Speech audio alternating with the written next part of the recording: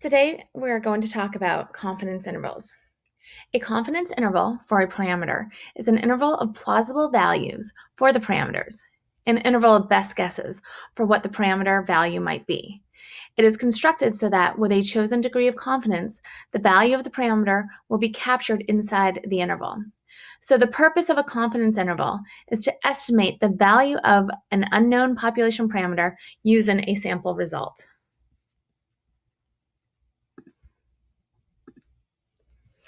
Associated with each confidence interval is a confidence level.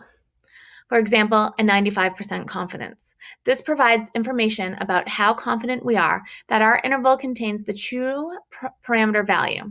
The parameter value is fixed, but different confidence intervals will vary because each sample is different.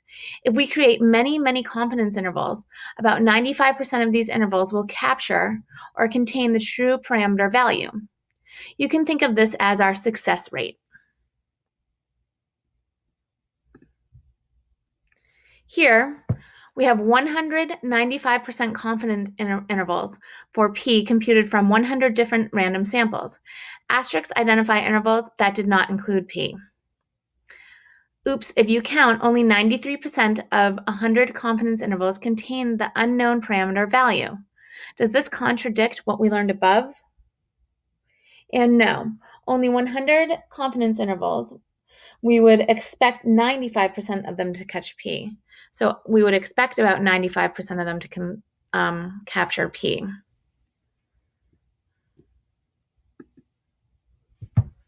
Here we have a sample and distribution of P hat. This is a sample and distribution of P hat with an unknown value for center P. From our last unit, about 95% of the possible P hats are within 2 standard deviations of the center. We will soon find out 95% of confidence intervals will reach about 2 standard deviations in either direction of a given P hat value. This tells us about 95% of possible confidence intervals will contain or capture the unknown parameter P. This is our confidence level.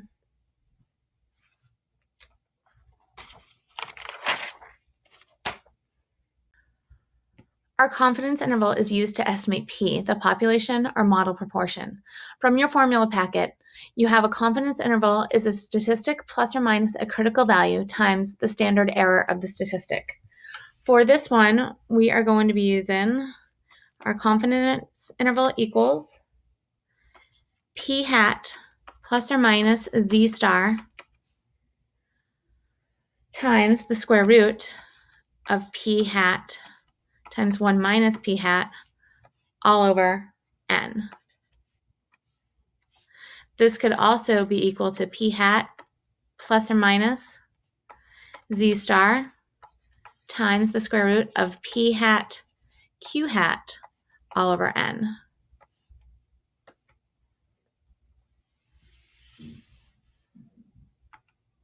Let's talk about some vocabulary associated with confidence intervals.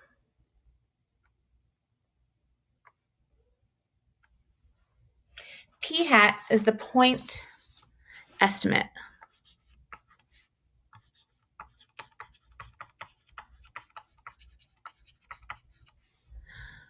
The estimate of the confidence, the point estimate is the center of the confidence interval.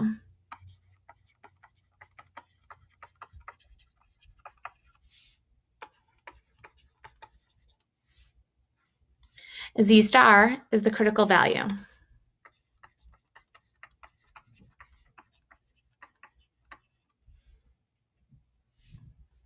The square root of P hat times 1 minus P hat all over N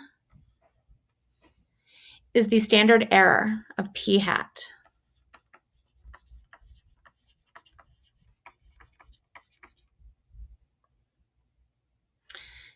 Estimate of the standard deviation.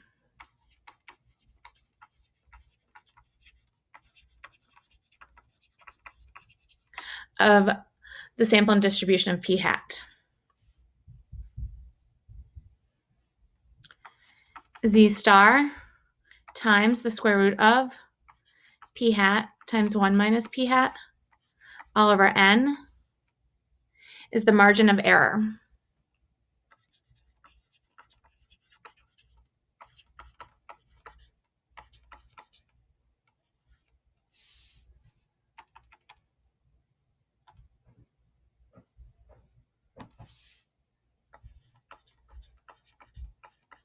And we denote that with ME. The margin of error determines how wide the confidence interval is. The confidence interval goes above and below p hat by the margin of error. Another way to write the confidence interval is as follows. P hat minus my margin of error, comma, p hat plus my margin of error. That gives you your upper and lower bounds of your confidence interval.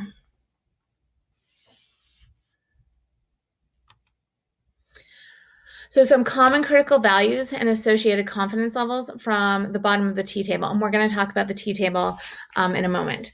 But these are ones that you need to have memorized, okay? So these Z stars are ones that it's easier if you have memorized associated with the confidence level. So at a 90% confidence level, your Z star or critical value would be 1.645. At 95%, it would be 1.96. And at 99%, it would be 2.576.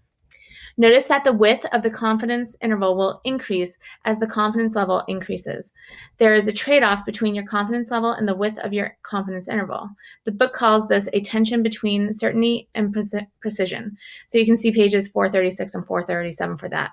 The T-table will work for most confidence levels. So this would be your T-table that is in your formula packet. We would go down to the bottom of the T-table, and the ones associated with infinity would be your critical values. So if I want a 99% confidence level, my Z star or my critical value would be 2.576. If I want a 90% confidence level, my Z star or critical value would be 1.645. So these are the values you will be using from this table, which this is table T B in your formula packet. So we need to interpret confidence intervals without context. So this is what you're going to be using for mostly. So you will always say, I am blank percent confident that between blank percent and blank percent of something. So the first blank is your confidence level. So if you have a 90% confidence level, you would say, I am 90% confident that. These two blanks are your lower and upper values of your confidence interval. And the fourth blank would be the parameter of interest, the parameter being estimated. So this is what we're going to do along with some work today. So if I'm interpreting a confidence interval, this is in context from your book. So this was on page 439 and 440. You would say something like, I am 95% confident that between 48.7 and 57.3 of all U.S. adults think the death penalty is applied fairly. It is a process or method by which you get your interval that leads to the confidence you have in the result. Okay, so this is explaining it to you. The confidence interval produced is just one among many, many such intervals, and there is nothing special about the interval. With a different sample, you would get a different interval, but we're 95% confident that our interval is one of the successful ones, is what it's saying. And this is a little bit more difficult, but interpreting confidence level in the same context, if we were to conduct a survey many times, then about 95% of the resulting confidence interval would contain the true proportion of all U.S. adults who think the death penalty is fairly applied. You do have to go through your assumptions and conditions. So the random sample condition, a random sample from the population of interest. Your 10% condition, the sample size is less than or equal to 10% of the population, or population is large relative to the sample size. And your success and failure condition. You need to be able to use the normal model. You need to check n times p hat and make sure that it's greater than or equal to 10, and n times 1 minus p hat, making sure it's greater than or equal to 10. And remember that 1 minus p hat is also equal to q. Note that p hat is used instead of p. And why would that be? And we just do not know what p is. So that's why we're using p hat.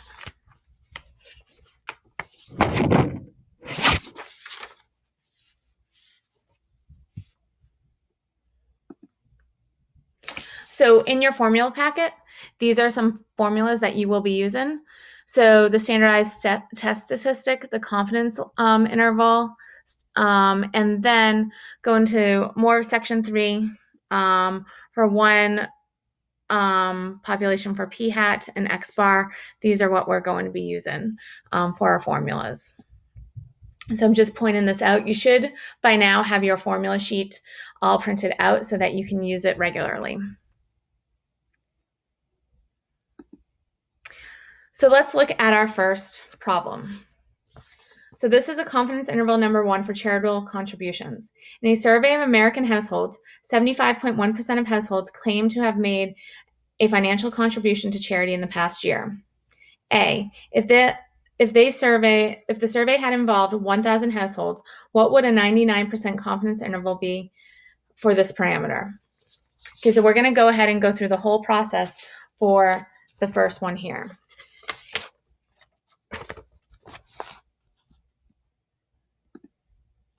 So this is your confidence interval template. So the first thing you need to do is you need to name the confidence interval. So this is a one sample confidence interval for a proportion.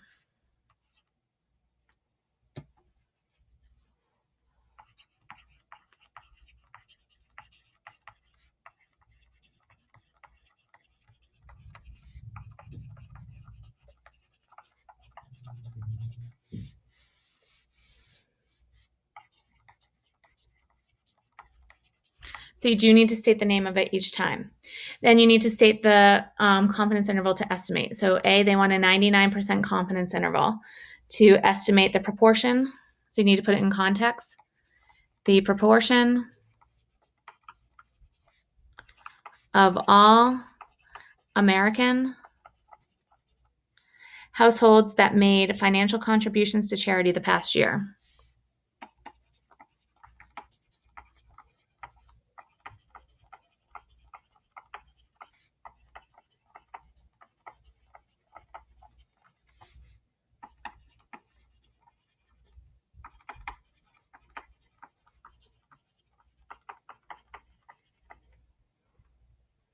So the conditions to check. So we're going to assume the sample was collected randomly and represents the population.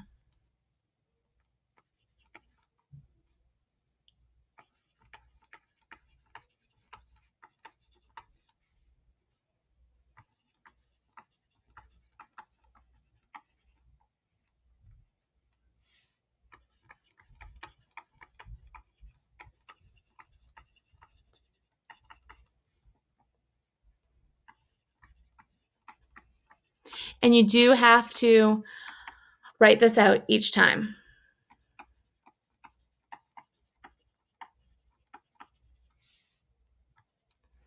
(1,000) American households is less than 10% of all American households. And it has to be within context.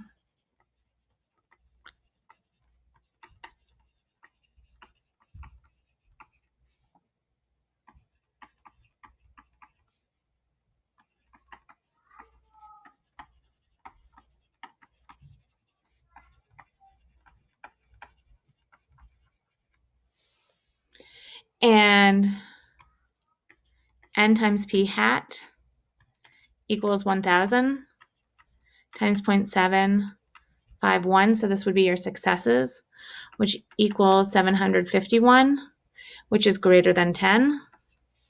And we have to check n times q hat, which equals 1,000 times 0.249, which equals 249, which is also greater than 10. So you go through, you state the name of it, the confidence interval to be estimated within context, the conditions within context. Then we go to the mechanics. You do have to show mechanics each time. So you don't have to go out and show every individual work, but you have to show plugging it into the formula. So it's best if you write the formula down each time. So we would have p hat plus or minus z star times the square root of p hat q hat all over n. So I always use p hat q hat rather than the 1 minus p. And we're going to plug that in. We know that p hat is 0.751. We need to find Z star for a 99% confidence interval. And that's one of the ones that I said for you to know offhand, but going back to here, 99% confidence interval, it would be 2.576. So this would be plus or minus 2.576 times the square root of 0.751 times 0.249 all over 1,000. Then your next step, all you have to do is show your interval, and it would be 0.716 is less than P, which is less than 0.786. And you can go through and plug this in your calculator. You can also do this on your calculator, which I will show you in class before we go over the video, or while we're going over the video. Your conclusion needs to be within context. So you would say, I am 99% confident, because that's our confidence level, that between 71.6 and 78.6 of all American households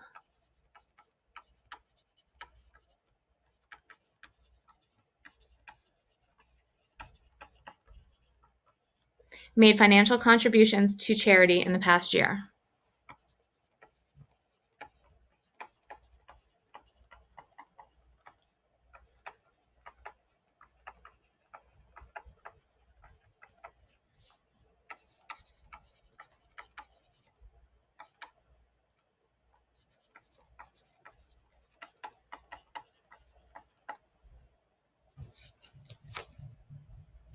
So I would like you to pause the video now and, using this template, do B, C, and D, then answer E.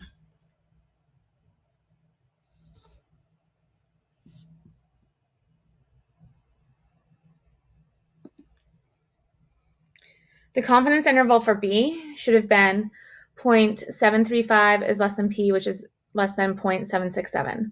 For C, the confidence interval should have been 0.74 is less than P, which is less than 0.762. And for D, the confidence interval should have been 0.747 is less than P, which is less than 0.755. And as sample size increases, because that's what happened, our confidence interval width decreases.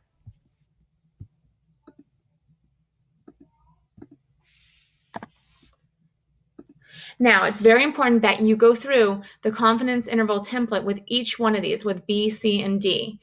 As you need the practice, you need to know how to do these correctly by heart. And if you don't practice them, you won't be able to do them. So it's very important that you go through and you state the name of the confidence interval, the level, the conditions, the mechanics, and the conclusion.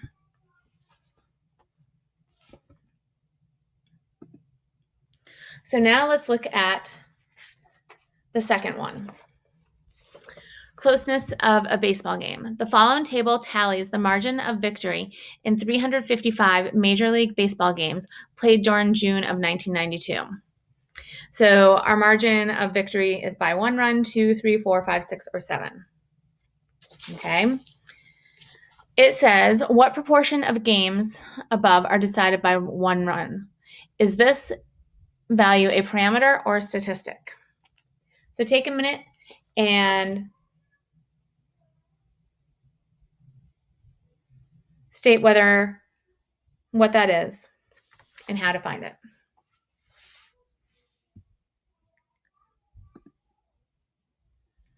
Okay, so for A, we need to find P hat, and that would be 106 over 355, which equals 0.299.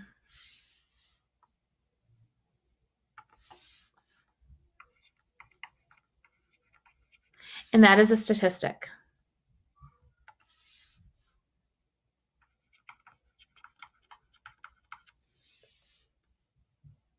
Then for B, let P equal the proportion of all Major League Baseball games decided by 1 run. Is this a parameter or a statistic? And that would be a parameter. C, Use the sample result to estimate P with a 90% confidence interval, with a 95% confidence interval, and with a 99% confidence interval. Then we'll answer D, E, F, and G. So let's start by doing our 90% confidence interval.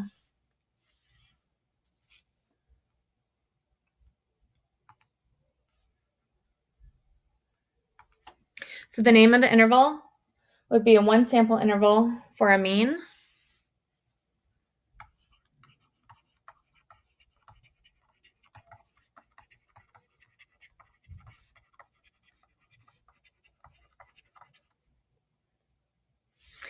And our confidence level is 90% confidence interval to estimate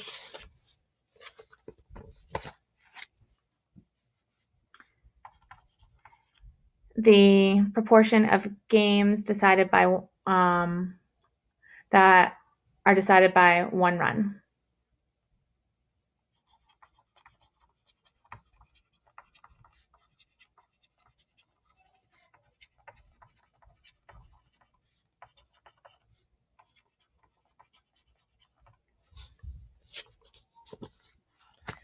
Our conditions to check. This is not a random sample, but we must assume the sample is representative of all Major League games.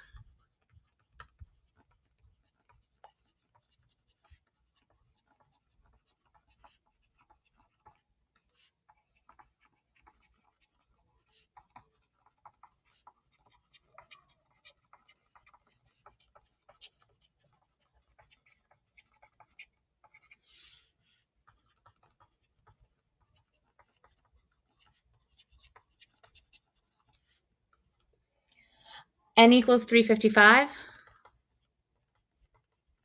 is less than 10% of all Major League Baseball games.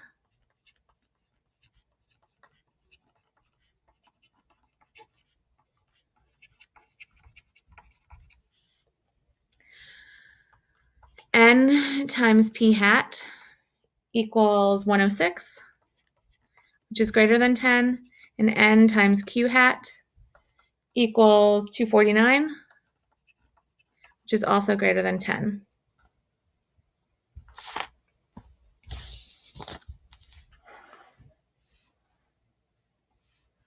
So for our mechanics, we're going to use our formula again, P hat plus or minus Z star times the square root of P hat Q hat all over N. So P hat is 0.299 plus or minus. For 90%, we would go back and look at our table again.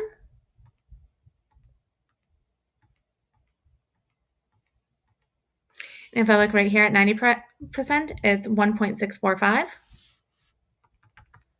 So notice they're using one that I said that you should know. Times the square root of 0.299 times 0.701 all over 355. And for 90%, you would get 0.259 is less than P, which is less than 0.339.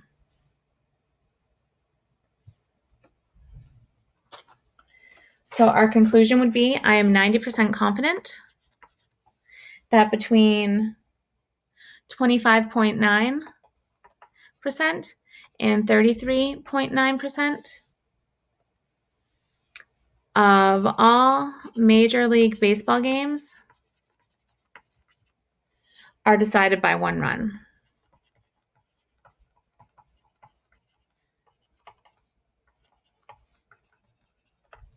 So now I want you to pause the video and do this with the confidence interval template for 95% and 99%.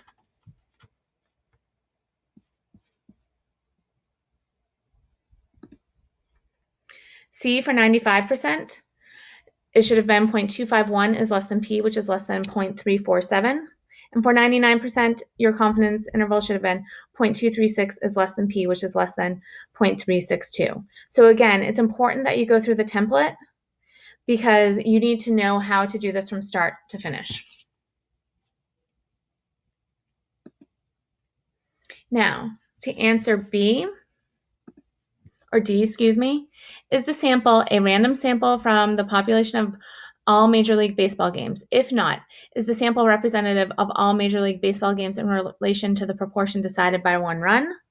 And it's not a random sample. We must assume the sample represents all Major League Baseball games, like we said.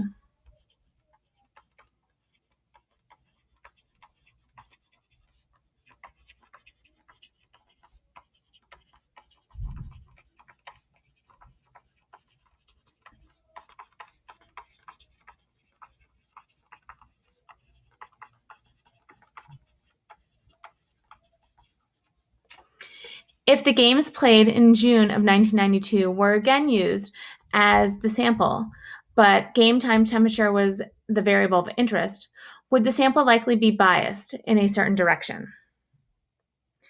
It would likely be biased since June temps are warmer than April, May, and September.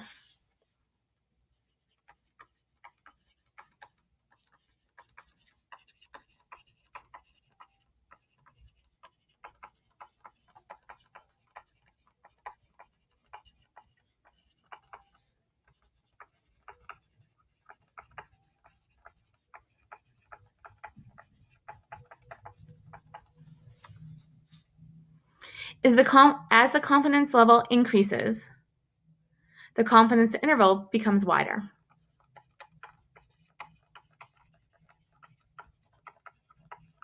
And you should have noticed that as you went through 95% and 99%.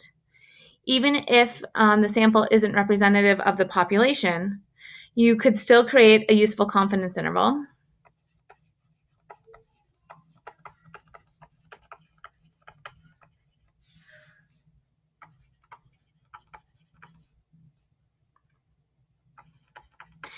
If the sample is not biased.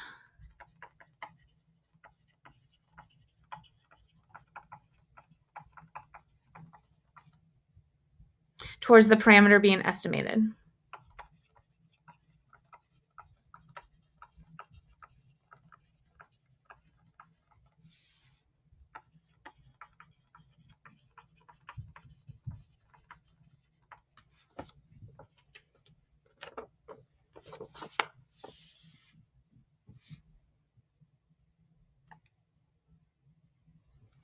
And now let's look at our last one, confidence interval number 3, television magic. In June of 1994, the cable television show Nick at Night conducted a phone-in survey of its viewers with regard to the questions, which classic sitcom character, Jeannie from I Dream of Jeannie or Samantha from Bewitched, possesses more magical powers? Samantha received 810,000 votes to Jeannie's 614,000 votes. Identify the population and parameter of interest. Is this a simple random sample from the population of interest? We need to find a 97% confidence interval for the population parameter of interest. And why is that so narrow? And then answer high confidence level and high precision, but what? Okay. So the population and parameter of interest. So the population is Nick at Night viewers.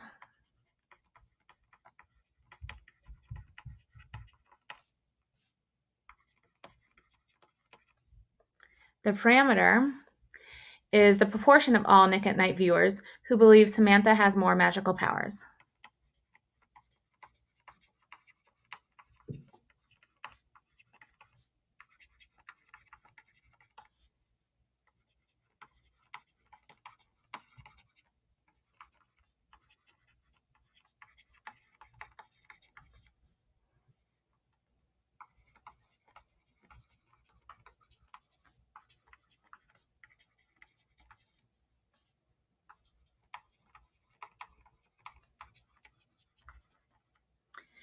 Is this a simple random sample from the population of interest? No, this is a voluntary response.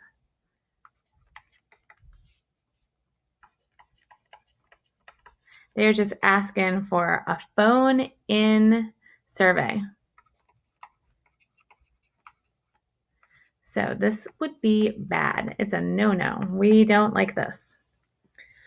So now we're going to go through and find a 97% confidence interval for the population parameter of interest.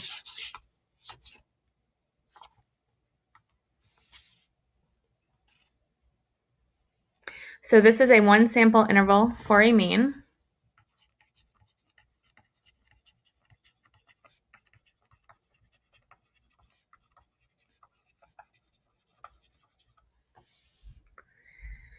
And we have a 97% confidence interval to estimate the proportion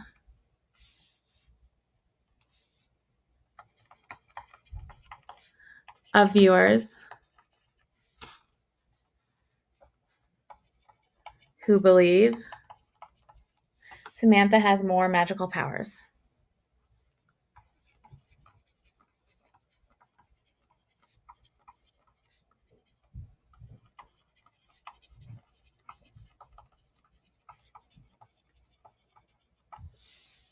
Conditions to check. This is not a simple random sample. N equals 1,424,000 Nick at Night viewers.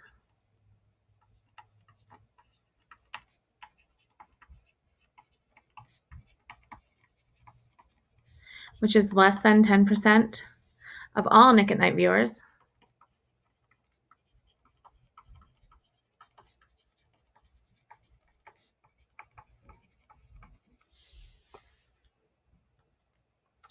N times P hat equals 810,000, which is greater than 10. N times Q hat equals 614,000, which is greater than 10. And going through our mechanics, for a 97% confidence interval, we would have P hat plus or minus Z star times the square root of P hat Q hat all over N. So this would be 0.569 plus or minus. Z star for a 97% confidence interval, you should go back and look, would be 2.17 times the square root of 0.569 times 0.431 all over 1,424,000. And that would give us, so a lot of times you will see it given like 0.569 plus or minus 0.0009. So this would be 0.5681 is less than P, which is less than 0.5699. So you would say, I am 97% confident that between 56.81 and 56.99 of all Nick at Night viewers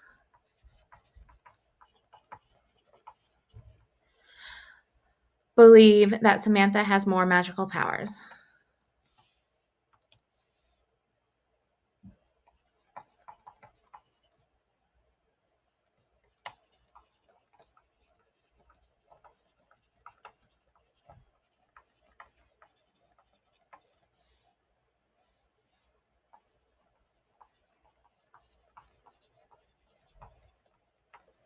And all of this always has to be within context, going through the entire thing besides the mechanics, which you don't need to put within context of the words.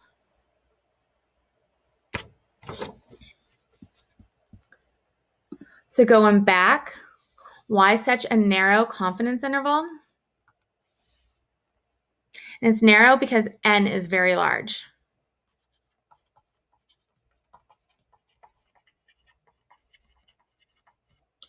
and with a high confidence level and high precision, but the confidence interval is garbage.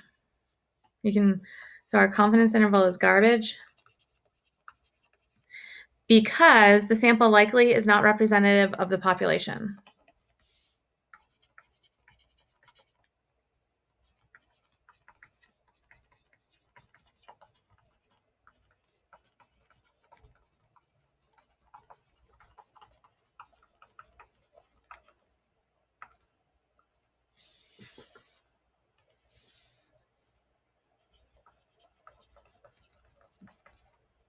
So the confidence interval is meaningless.